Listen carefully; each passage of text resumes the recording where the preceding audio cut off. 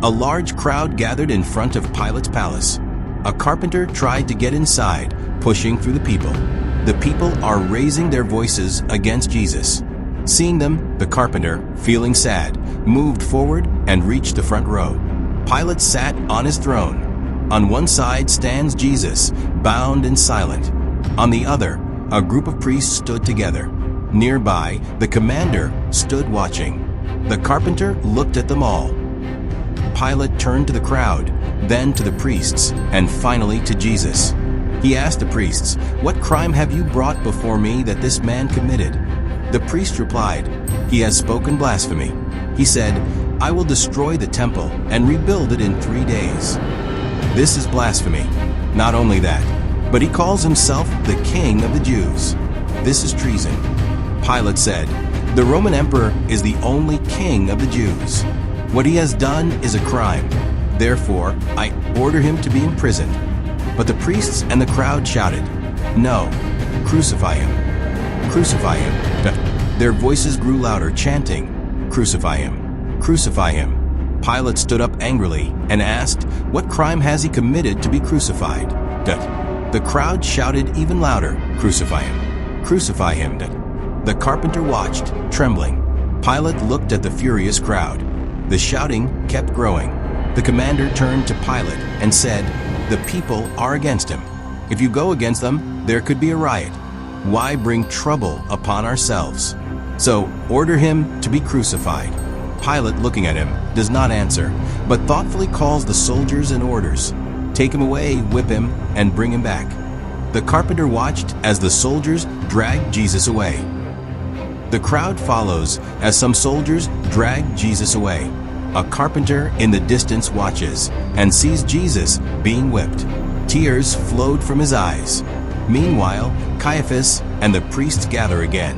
Caiaphas tells them, "Pilate is wise. He believes that if Jesus is whipped and punished, we might show mercy and release him. That's why he ordered the whipping. But we must make sure Jesus is crucified. Do you understand? Go into the crowd and make sure the people don't change their minds." The priests move among the people. Jesus, covered in blood, is dragged away. The council gathers again. Pilate sits on his throne, and the priests stand nearby. Seeing Jesus standing in a pool of blood, Pilate rises and wipes Jesus' face with his hand. The moment he touches Jesus, his body trembles. Looking at the crowd, Pilate says, "I have punished him for the crimes you accuse him of.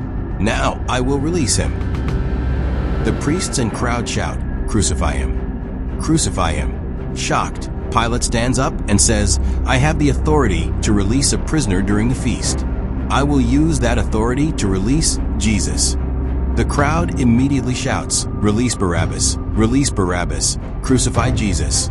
Stunned, Pilate sits back down and looks at his blood-stained hands. A commander approaches and warns him, "If you go against the Jews, there could be a major riot, like before." Pilate stands again, showing his hands to the people, and says, "I do not want to be responsible for this man's blood. Therefore I..." Before he could finish, the crowd responded, "Let his blood be on us, our children, and our generations." Pilate, stunned, looked at the soldiers and said something, which the carpenter saw, what he was saying. A soldier brings a bowl of water. Pilate washes his hands, his face tense. But as the water turns red like blood, he stares into it and sees Jesus' face reflected in the bowl. Trembling, he throws the bowl toward the crowd in anger. The red water splashes onto their faces like blood. Without looking at Jesus, Pilate angrily declares to the crowd, "Take him and crucify him yourselves. Release Barabbas." Then, he quickly leaves the palace courtyard. The crowd cheers as the soldiers drag Jesus away.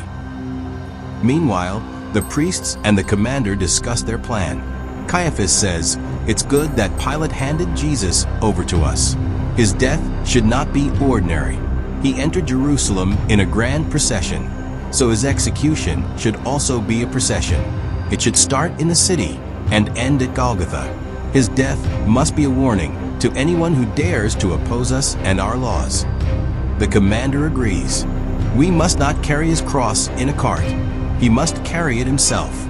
that will make the procession even more powerful. Caiaphas smiles, places his hand on the commander's shoulder, and says, "A perfect plan. We'll do it that way."